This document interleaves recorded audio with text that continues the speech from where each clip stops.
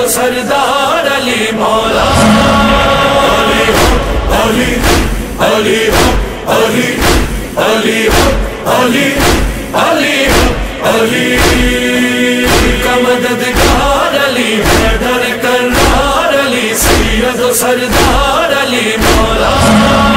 अली अली अली अली अली अली अली अली आया मोहम्मद से अलम तेग खुदा से, जो न कभी पीछे हटा दश्ते बिगा से। तीर से तलवार से जुर्रत से वफा से, जीता नहीं कोई कभी शेर खुदा से। हर घड़ी तैयार अली, जीत का मैमार अली, सफदर जर्रार अली मौला।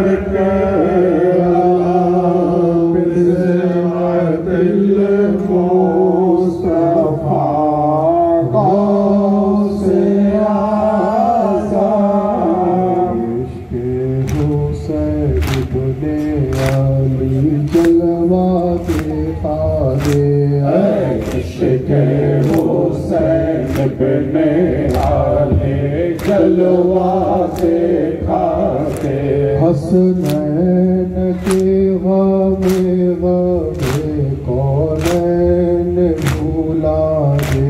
हसनैन के गमे गमे कौनैन भूला दे।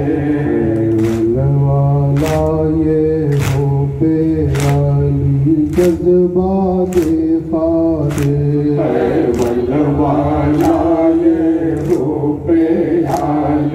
जज्बाते खाते। रहरो मुझे मैदाने शहादत का बना दे। रहरो मुझे मैदाने शहादत का बना दे। रहरो मुझे मैदाने शहादत का बना दे। रहरो मुझे मैदाने शहादत का बना दे। ज़ैनब कही खुदाया बेगोरो बेकफन है। ज़ैनब कही खुदाया बेगोरो बेकफन है। तेरा हुसैन प्यारा बेगोरो बेकफन है। तेरा हुसैन प्यारा बेगोरो बेकफन है। फरियाद है ये नाना कहती तीरों के बाहर। फरियाद है ये नाना कहते तीरों के बाहर। मज़लूम भाई मेरे बेगोरो बेकफन है। मज़लूम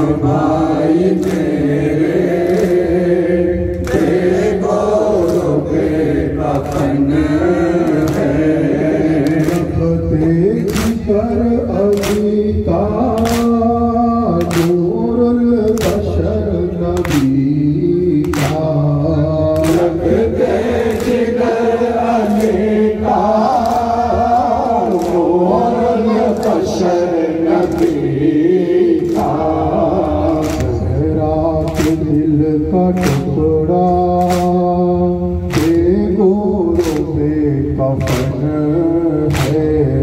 चेहरा पे दिल का टुकड़ा बेगोरों पे कफन है। सर पर नहीं है चादर जो मैं उड़ाती नाना। सर पर नहीं है चादर जो मैं उड़ाती नाना। मेरा गरीब भैया बेगोरों पे कफन है। मेरा गरीब भैया बेगोरों पे कफन है। उम्मत का है ये मारूफ, ये जुल्म और सितम है। उम्मत का है ये आरिफ, ये जुल्म और सितम है। उम्मत का है ये गोरे, ये जुल्म और सितम है। आका का मेरा लाशा बेगोरों पे कफन है। आका का मेरा लाशा बेगोरों पे कफन है। ज़ैनब कही खुदाया बेगोरों पे कफन है। तेरा हुसैन प्यारा बेगोरों पे कफन है। करती थी ज़नाबे बैन हाय इमामे हुसैन। करते थे ज़नाबे बैन हाय इमामे हुसैन। अपने दिल को चैन हाय इमामे हुसैन। अपने दिल को चैन हाय इमामे हुसैन। पन नहीं तुझको मिला कट गया सूखा गला। पन नहीं तुझको मिला कट गया सूखा गला। इब्न साहेब मुशरकैन हाय इमामे हुसैन। इब्न साहेब मुशरकैन हाय इमामे हुसैन। तुझ पे हुई क्या ज़फ़ा ऐ खलफ़े मुर्तज़ा। तुझ पे हुई क्या ज़फ़ा ऐ खलफ़े मुर्तज़ा। फ़ातिमा के नूरे ऐन हाय इमामे हुसैन। फ़ातिमा के नूरे ऐन हाय इमामे हुसैन। थोड़े से जब गिर पड़ा फ़ातिमा का लाडला। थोड़े से जब गिर पड़ा फ़ातिमा का लाडला। चोर थे सब जनबैन हाय इमामे हुसैन। चोर थे सब जनबैन हाय इमामे हुसैन। तो मारूफ की अज़ पाए गौसुल वरा। तो आरिफ की अज़ पाए गौसुल वरा। तो आरिफ की अज़ पाए गौसुल वरा। तो नहीं उसको चैन हाय इमामे हुसैन। दिल को नहीं उसको चैन हाय इमामे हुसैन। पेट ज़नाबे बैन हाय इमामे हुसैन। आता नहीं दिल को चैन हाय इमामे हुसैन। आता नहीं दिल को चैन हाय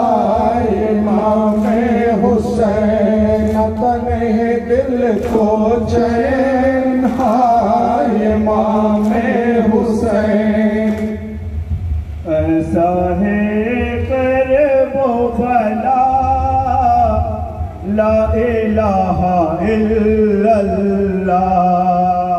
ऐसा है करबो भला ला इलाहा इल्लल्लाह।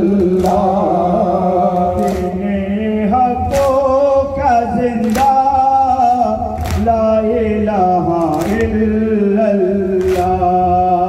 दीने हकों का जिंदा ला इलाहा इल्लल्लाह। आ रहा है देखो जरी सामने से हट जाओ। के आ रहा है देखो जरी सामने से हट जाओ। बह रहा है ये दरिया ला इलाहा इल्लल्लाह। चल रहा है ये दरिया ला इलाहा इल्लल्लाह।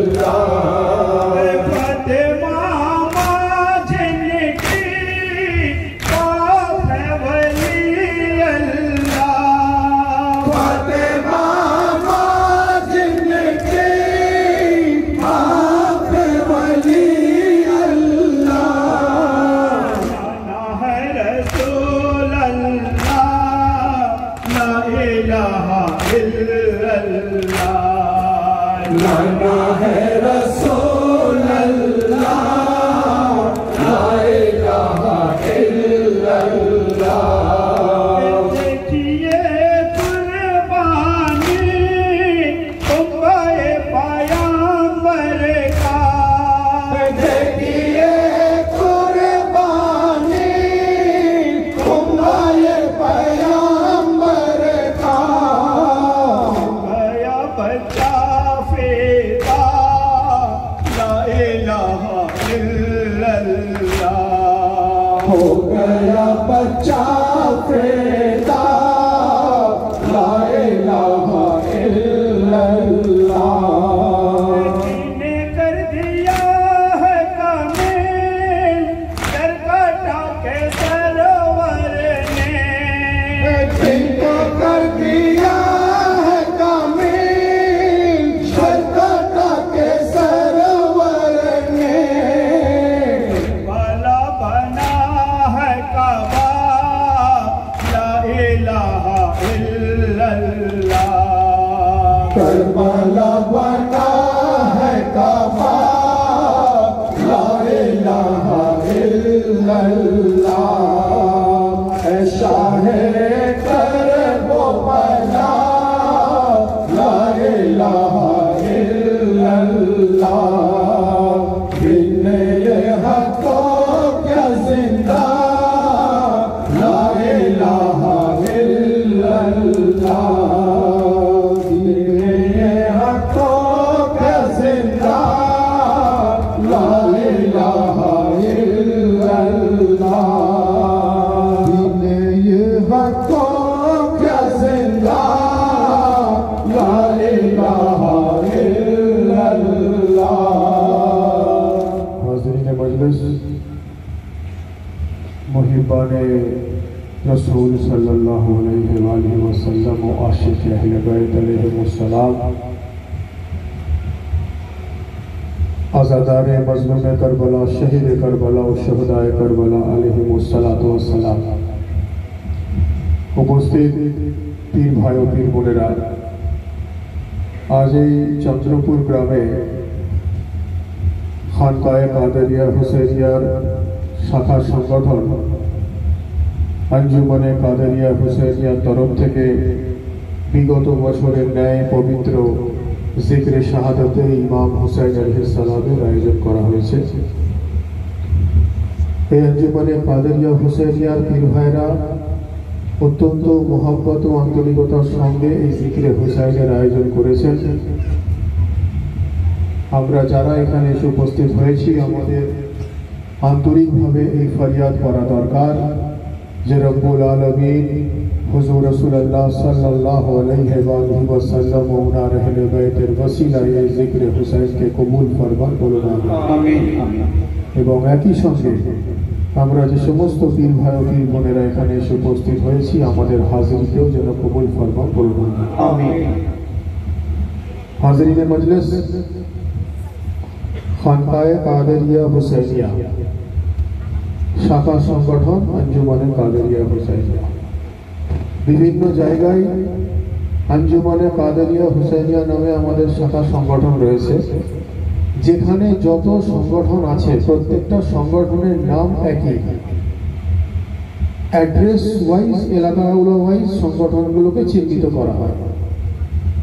নাম আমরা একই রেখেছি, কাদেরিয়া হুসাইনিয়া রাখার অর্থ হচ্ছে এটাই, যেখানে যেখানে কাদেরিয়া আছে সেখানে সেখানে হুসাইনিয়া আছে, যেখানে যেখানে হুসাইনিয়া আছে সেখানে সেখানে কাদেরিয়া আছে, যেখানে যেখানে গৌসে পাক আছেন সেই জায়গাতে ইমামে হুসাইন আছে, যেই জায়গায় ইমামে হুসাইন আছেন সেই জায়গায় গৌসে আজম আছে, যেখানে গৌসে আজম ও ইমামে হুসাইন আছেন সেই জায়গাতে আলিয়ে মুর্তজা আছে, যেখানে আলিয়ে মুর্তজা আছেন ওখানে খুদ রসুল খুদা আছে, আর যেখানে রসুল খুদা আছেন ওখানে খুদ খুদা আছেন।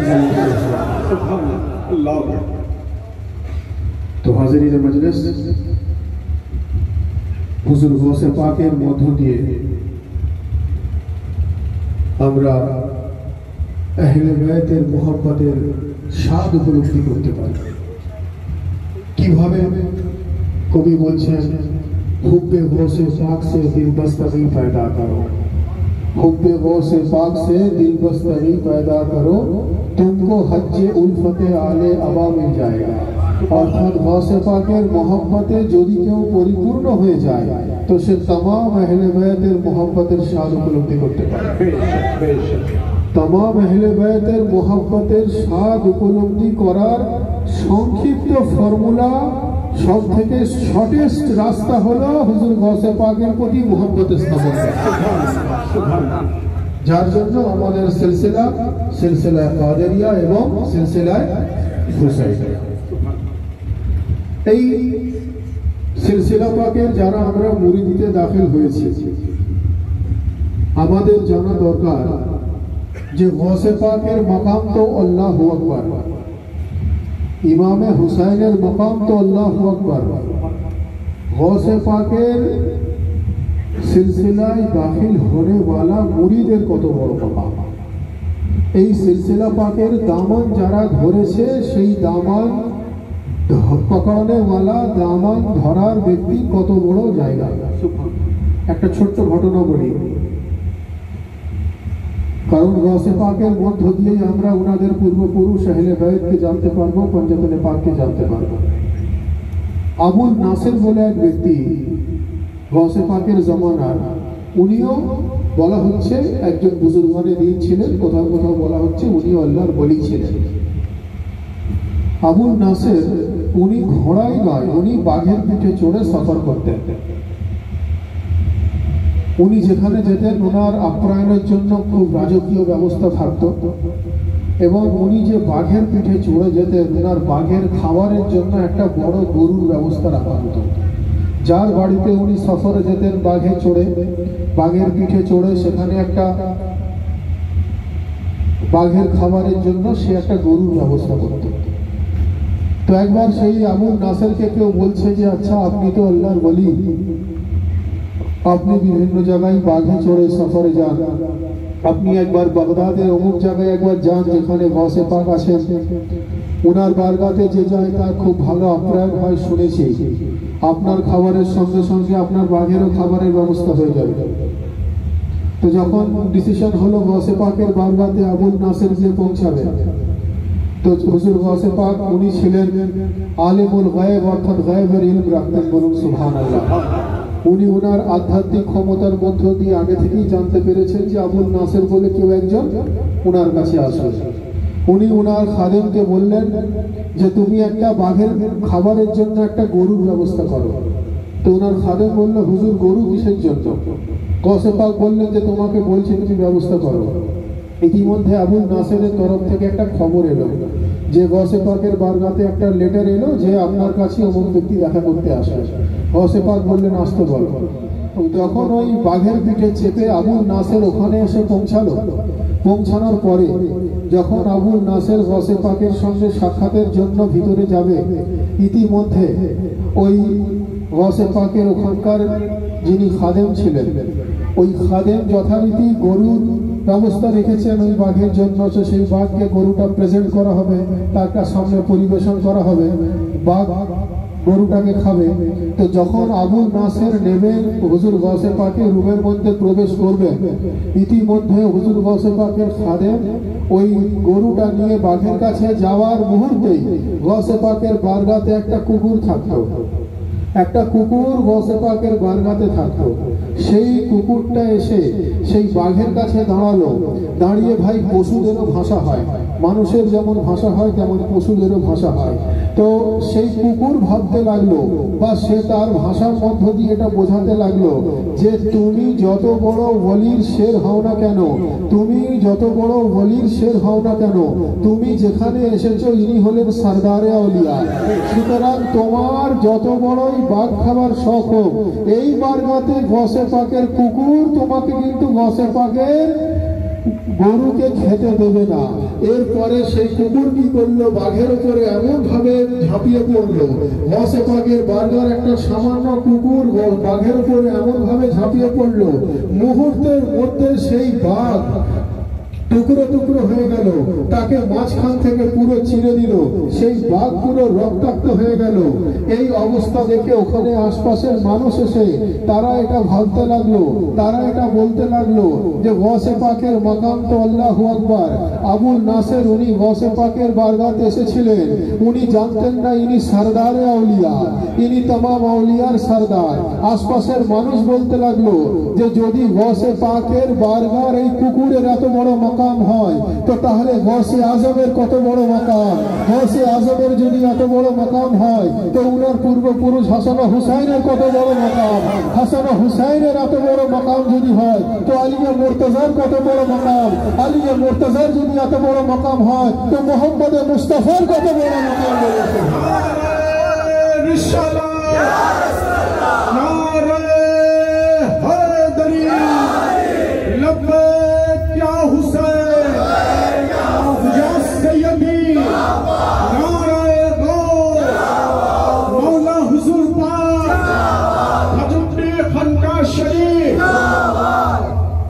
তো ভাই আমি বোঝাতে এটাই চাইছি যে আমরা যারা সিলসিলায় কাদেরিয়ার গোলামিতে দাখিল হয়েছি, সিলসিলায় হুসাইনিয়ার গোলামিতে দাখিল হয়েছি, আমাদের কত বড় সৌভাগ্য যে যদি গৌসে পাকের বারগার একটা কুকুরের এত বড় মাকাম হয় তো গৌসে পাকের সিলসিলার মুরিদের কত বড় মাকাম, বলুন সুবহানাল্লাহ। গৌসে আজম ফরমাচ্ছেন ইন্না ইয়াদি আলা রাসে মুরিদিকা সামাই আলাল আরদ, উনি বলছেন আমার হাত আমার মুরিদের মাথার উপরে এমন ভাবে অবস্থিত যেভাবে জমিনের উপরে আসমান অবস্থিত, বলুন সুবহানাল্লাহ। অর্থাৎ একদিকে বলা হচ্ছে যে হুজুরে গৌসে পাকের হাত ওনার মুরিদের মাথার উপরে অবস্থিত, অন্যদিকে বলা হচ্ছে হুজুর গৌসে পাকের কদম মোবারক অন্যান্য ওলির গর্দানে অবস্থিত। অর্থাৎ হুজুর গৌসে পাকের পরবর্তী কাল থেকে উনার কদম মোবারক যার গর্দানে আসে সে ওলি হয়ে যায়, উনার হাত মোবারক যার মাথার উপরে আসে সে উনার সিলসিলা কাদেরিয়ার মুরিদ হয়ে যায়। সুবহানাল্লাহ, ইয়া গৌস পাক, ইয়া গৌস পাক। কদম মোবারক যদি গর্দানে আসে সে ওলি হয়ে যায়, আর হাত মোবারক যদি মাথায় আসে তো সে মুরিদ হয়ে যায়। তো মুরিদের মাকাম কত। তো আমাদের সেই সৌভাগ্যবান রব্বুল আলামিন ইরশাদ করেছেন আমাদেরকে সেই মাকাম আমরা অর্জন করতে পেরেছি, সেইভাবে আমাদেরকে ধর্ম করা দরকার যাতে করে আমরা গৌসে পাক এবং ওনার পূর্বপুরুষের মোহাব্বতের স্বাদ উপলব্ধি করতে পারি। আর তামাম আহলে বাইতের মোহাব্বতের স্বাদ উপলব্ধি করার সব থেকে সংক্ষিপ্ত উপায় হলো গৌসে পাকের প্রতি মোহাব্বত স্থাপন করা। সুবহানাল্লাহ। ভাইবা দরুদ শরীফ আল্লাহুম্মা সাল্লি আলা সাইয়্যিদিনা মাওলানা নবিয়িনা শাফিঈনা মুহাম্মাদিন মা রাসূল ওয়াল কারাম المكرم وعلى آله وصحبه وبارك وسلم وعلى سيدنا الغوث الأعظم ووليه سيدنا المرشد المكرم हाज़रीन मजलिस हुजूर गौसे पाक যিনি পিতৃকুল থেকে হাসানি এবং মাতৃকুল থেকে হুসাইনি বলুন সুবহানাল্লাহ। আমরা এই জিক্রে শাহাদাত পাকে এসে উপস্থিত হয়েছি। জিক্রে শাহাদাত অর্থাৎ শাহাদাত পাকে জিক্র। এই জিক্রে শাহাদাত পাক আমরা তখন সহজভাবে বুঝবো বা আমরা যারা বুঝি, আমরা যারা মর্তবা জানি, আমরা যারা মাকাম বুঝি, আমাদের জন্য নয়, যারা বোঝে না তাদের বোঝার সহজ সরল পন্থা হলো এটাই যে তাদেরকে আহলে বাইতের মাকাম আগে জানতে হবে, তাদেরকে আযাদারির গুরুত্ব আগে জানতে হবে, তাদেরকে কালো পোশাক পরার প্রয়োজনীয়তা আগে জানতে হবে, তাদেরকে মাতম কেন করবো সেই বিষয়ে আগে ইলম রাখতে হবে, তাদেরকে কেন খালি মাথায় আযাদারি হবে সেই খালি মাথার সম্বন্ধে তাদের নলেজ রাখতে হবে। অর্থাৎ মূলত আহলে বাইতের মাকাম তাকে জানতে হবে। আহলে বাইতের মাকাম জানতে গেলে সেই আহলে বাইতের অন্যতম হুজুর রাসূলুল্লাহর মহব্বতে পরিপূর্ণ হতে হবে। আর রাসূলুল্লাহকে জানতে গেলে রাসূলুল্লাহ যে বারগাহ থেকে লালন পালন হয়ে বড় হয়েছেন সেই বারগাহে আবু তালিবকে জানতে হবে। বারগাহে আবু তালিব যেই জায়গাতে মানুষের ঈমান, অধিকাংশ মানুষের, সবাই বলবো না, অনেক মানুষের ঈমান সঠিক নেই, মজবুত নেই বলেই তারা পথভ্রষ্ট এবং তারা রাসূলুল্লাহকে মাটির মানুষ বলে। আর রাসূলুল্লাহ যার কাছে মাটির মানুষ, ওনার আহলে বাইতের মাকাম তো তারা কিছু বুঝবেই না। আর আহলে বাইতের মাকাম না বুঝলে আযাদারিও বুঝবে না, সব তার কাছে নাজায়েজ এবং হারাম ও শিরক ও বিদআত মনে হবে। তো হাজিরিনে মজলিস, যারা আহলে বাইত পাকের মাকাম বুঝতে পারেনি, জনাবে আবু তালেব আলাইহিস সালাম এবং মাওলায়ে কায়নাতের মাকাম বুঝতে পারেনি, তারা বাস্তবে শত্রুতা কিন্তু আলী মুর্তজা বা আবু তালেবের সঙ্গে নয়, বাস্তবে তাদের শত্রুতাটা হলো রাসূলে খোদার সঙ্গে। যারা নবুয়তকে সঠিকভাবে স্বীকার করেনি তারাই জনাবে আবু তালেবের বিরুদ্ধাচরণ করে, যারা নবুয়তকে মন থেকে মেনে নেয়নি তারা আলী মুর্তজার বিরুদ্ধাচরণ করে। বাস্তবে এরা রাসূলুল্লাহর শত্রু। একটা ছোট্ট ঘটনা বলি। হুজুর রাসূল পাক সাল্লাল্লাহু আলাইহি ওয়াসাল্লাম উনি যখন কোথাও যেতেন, অর্থাৎ মাওলা আবু তালিব আলাইহিস সালামের জামানার কথা বলা হচ্ছে, যখন রাসূলুল্লাহ কোথাও যেতেন ওনার শত্রুরা ওনাকে ছোট ছোট পাথর মারার জন্য পকেটে পাথর নিয়ে বেরোত, নুড়ি পাথর মারার জন্য পকেটে কিছু পাথর রাখত। হযরত আবু তালেব উনি আলী মুর্তজাকে বলতেন যে আলী তুমি যাও সঙ্গে, তুমি গিয়ে রাসূলুল্লাহকে প্রোটেক্ট করো, রাসূলুল্লাহকে তুমি গিয়ে যতটুকু সম্ভব ওনাকে সাহায্য করো, তুমি ওনাকে গিয়ে এই সমস্ত শত্রুদের হাত থেকে তুমি ওনাকে রক্ষা করো। তো আলী মুর্তজা রাসূলুল্লাহর পেছনে পেছনে বহু জায়গায় যেতেন, রাসূলুল্লাহ কোথাও গেলে আলী মুর্তজা ওনার সঙ্গে যেতেন। এটা রাসূল পাকের অনেক পূর্বেকার ঘটনা, অর্থাৎ নবুয়তের পূর্বেকার ঘটনা যদি ব্যাখ্যা করতে হয়। তো হিস্ট্রিতে এইভাবে পাওয়া যাচ্ছে, রওয়ায়াতে এইভাবে পাওয়া যাচ্ছে যে যখন আলী মুর্তজা দেখতেন যে রাসূলুল্লাহ রাস্তা দিয়ে যাচ্ছেন, ওনার শত্রুরা পাথর মারার চেষ্টা করছে, তো তখন আলী মুর্তজা নিজের পকেটে কিছু পাথর রাখতেন সেই শত্রুদের দিকে নিক্ষেপ করার জন্য, এবং নিক্ষেপ করতেন, এবং নিক্ষেপ করার পর ওই ছোট ছোট পাথর যখন আলী মুর্তজা রাসূলুল্লাহকে প্রোটেকশন দেওয়ার জন্য ওনার শত্রুদের দিকে নিক্ষেপ করতেন, তো সেই ছোট ছোট পাথরের নুড়ি পাথর যার হাতে লাগতো তার হাত আর পাওয়া যেত না, ধ্বংস হয়ে যেত, যার পায়ে লাগতো তার পা ধ্বংস হয়ে যেত, তার মাথায় লাগতো মাথা ধ্বংস হয়ে যেত। তো ভাই প্রশ্ন আসতে পারে যে ওই ছোট ছোট পাথর কিভাবে একটা মানুষের হাতে লাগলে হাতকে ধ্বংস করে দিতে পারে, পায়ে লাগলে পাকে ধ্বংস করে দিতে পারে, যেটা বাস্তবে সম্ভব নয়। কোরআনে মাজিদের আয়াত আছে, আলাম তারা কাইফা ফাআলা রাব্বুকা বিআসহাবিল ফিল, যখন কাবাকে যখন ধ্বংস করার জন্য, কাবাকে যখন শহীদ করে দেওয়ার জন্য একটা শত্রুদের বড় ফৌজ আসতো, তো সেই বড় ফৌজ যখন আসতো, কোরআনে মাজিদের আয়াত আছে, আলাম তারা কাইফা ফাআলা রাব্বুকা বিআসহাবিল ফিল, আল্লাহ আবাবিল পাখির মধ্য দিয়ে ছোট ছোট নুড়ি পাথরকে তোলাতেন, তুলে উনি নিক্ষেপ করাতেন, এবং একটা পাখির মুখে কতটুকু পাথর আসতে পারে কতটা কোয়ান্টিটি পাথর আসতে পারে।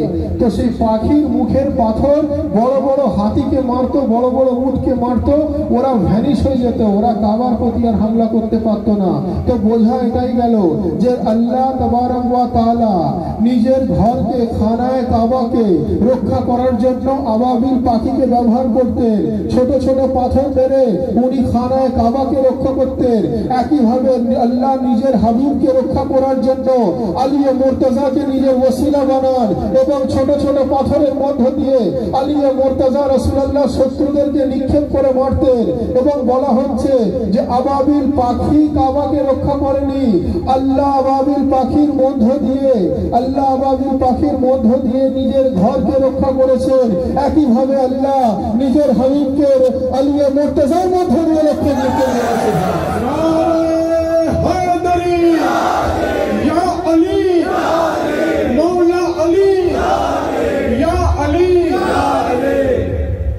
ছোট ছোট পাথর নিক্ষেপ করে যখন রাসূলুল্লাহ শত্রুরা ওনাকে আঘাত করত, তখন আলিয়ে মুর্তজা ছোট ছোট পাথর ওনার শত্রুদেরকে নিক্ষেপ করে উনি রাসূলুল্লাহকে প্রোটেকশন করতেন। তো এই হিস্ট্রিগুলো আমাদের জানা দরকার। এই ছোট ছোট হিস্ট্রির মধ্য দিয়ে আহলে বাইতের জীবন, আলিয়ে মুর্তজা জিন্দেগি যে কিভাবে, মাওলা আবু তালেবের হিস্ট্রি, উনার জিন্দেগি কিভাবে রাসূলুল্লাহর সঙ্গে কানেক্টেড, সেগুলো আমাদের জানা দরকার।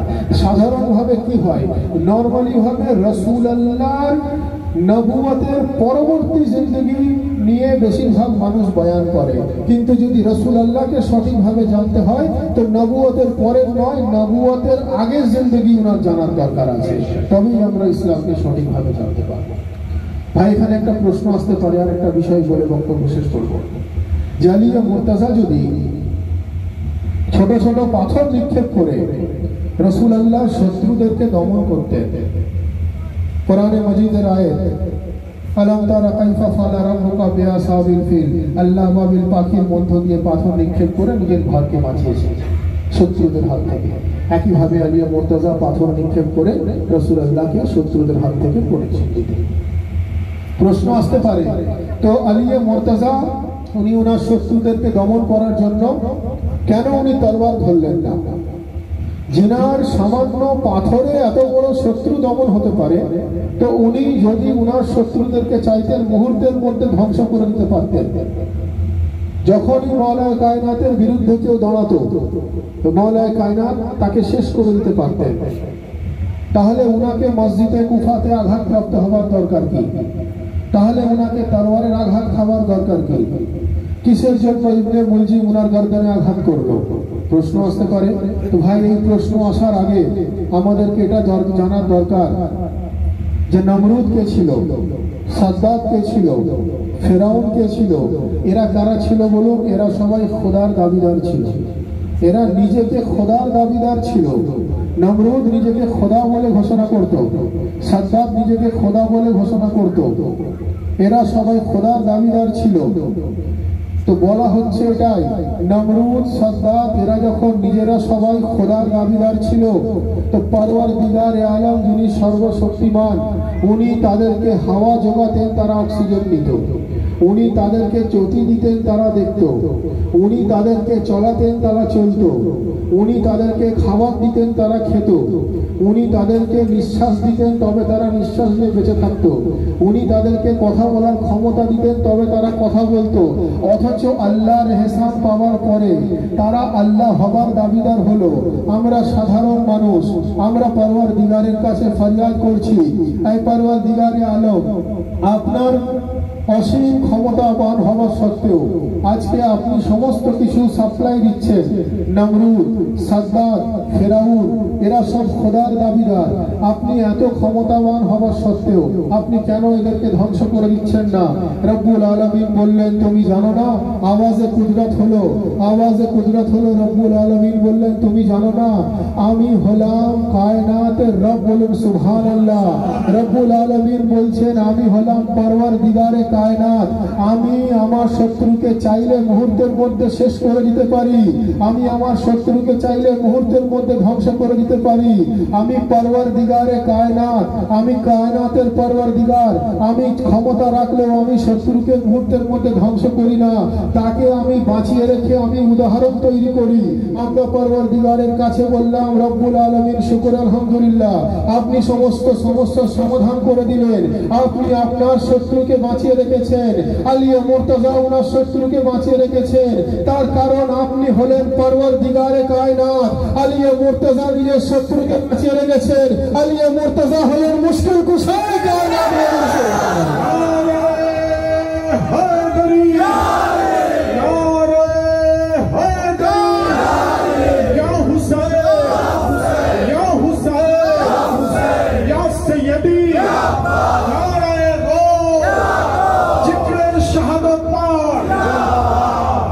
পরওয়ারদিগারে আলম চাইলে উনার শত্রুদের মুহূর্তের মধ্যে ধ্বংস করে দিতে পারতেন, কিন্তু উনি করলেন না। উনি তাকে বাঁচিয়ে রেখে এক্সাম্পল তৈরি করার চেষ্টা করলেন, যে দেখো আমি তোমাদেরকে এক্সাম্পল তৈরি করে দেখাচ্ছি, এর মতো হয়েও না, একে অনুসরণ করো না, এর রাস্তায় তোমরা রাস্তা অবলম্বন করো না। কারণ রব্বুল আলামিন বললেন, আমি হলাম পরওয়ারদিগারে কায়নাত, আর আহলে বাইত হলেন মুশকিল কুশায় কায়নাত। বলেন অর্থাৎ মুশকিল আসান করনে ওয়ালা। যার জন্য তো কবি বলছেন আলিয়ে মুর্তজার জন্য, যে দস্তে কুদরত के इशारे को अली कहते हैं, दस्ते कुदरत के इशारे को अली कहते हैं, हक के पूर्ण नूर किनारे को अली कहते हैं। तुम तो कहते हो अली का सहारा है बिदत, हम तो नबियों के सहारे को अली कहते हैं।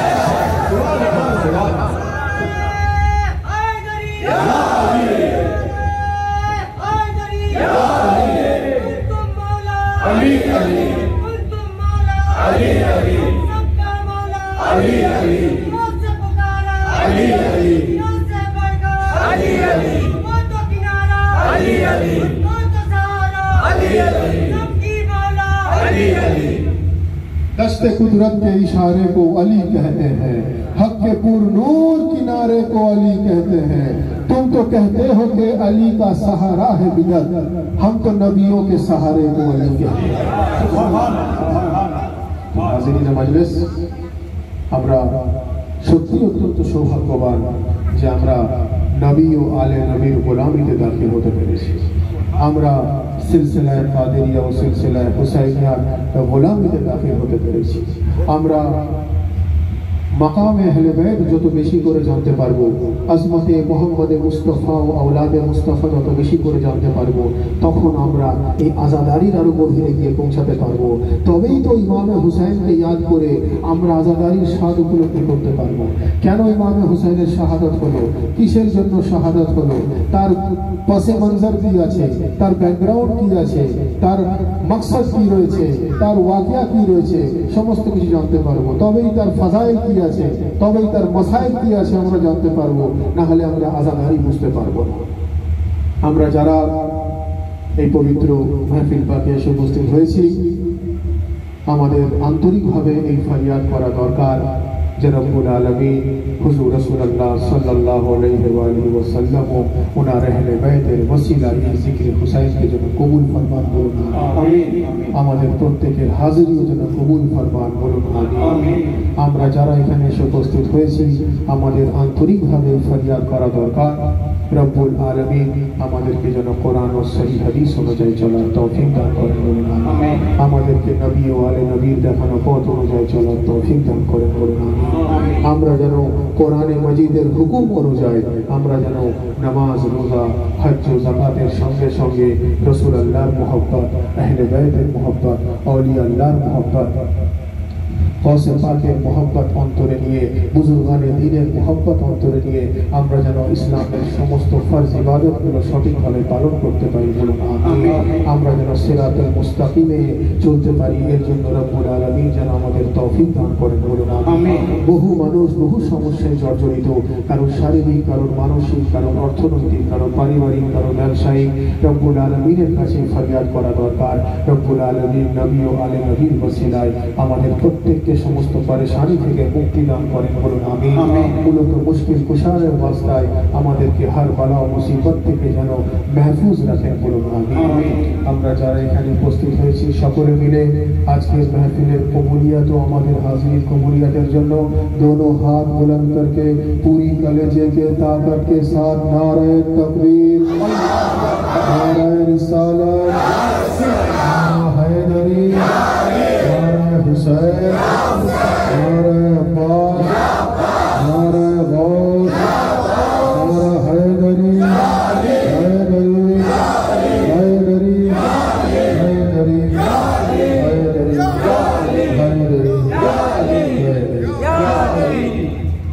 शहीद करबला सलाम या हुसैन, शहीद करबला सलाम या हुसैन, शहीद करबला सलाम या हुसैन, शहीद करबला सलाम या हुसैन, शहीद करबला सलाम या हुसैन, शहीद करबला सलाम या हुसैन। सलामती के ताजवर निगाहे रब में मोतबर, सलाम शाह बहरोबर रमोज़े हक से बाखबर, सलाम तेरी जात पर है खस्ततन बुरी दसर, सलाम सैयदुल बशर सिरात हक के राहबर, इमाम दो सरा सलाम या हुसैन, शहीद करबला सलाम या हुसैन, शहीद करबला सलाम या हुसैन, शहीद करबला सलाम या हुसैन। बादशाह शुजा कयाम हो गया धुआं है गम में तेरा तवा, सितमबरों की गर्मियाँ रिजा बगैर बीबिया, बंधी है सबको रस्सियाँ, हुआ न कोई पहरवा है कैद तेरा कारवां, है के ना खुदा सलाम या हुसैन, शहीद करबला सलाम या हुसैन, शहीद करबला सलाम या हुसैन, शहीद करबला सलाम या हुसैन। तुम्हारा गम हो क्या बया खतीब ने नवो सीना, सुने जो दर्द बेकरा ये जमीन पे आसमां, खस्ता कितना इंतहा लुटा तुम्हारा आशिया, शहीद हो गया जवा रहा न कोई बेजुबां, है दिया ये खुदा सलाम या हुसैन, शहीद करबला सलाम या हुसैन, शहीद करबला सलाम या हुसैन, शहीद करबला सलाम या हुसैन, या हुसैन, या हुसैन, या हुसैन, या हुसैन, या हुसैन, या हुसैन, या हुसैन, या हुसैन, या हुसैन, या हुसैन, या हुसैन, या हुसैन, या हुसैन, या हुसैन, या हुसैन, या हुसैन, या हुसैन, या हुसैन, या पास, या पास, या पास, या पास, या पास, या पास, या पास, या पास, या पास, या पास, या पास, यारे, यारे, यारे, यारे,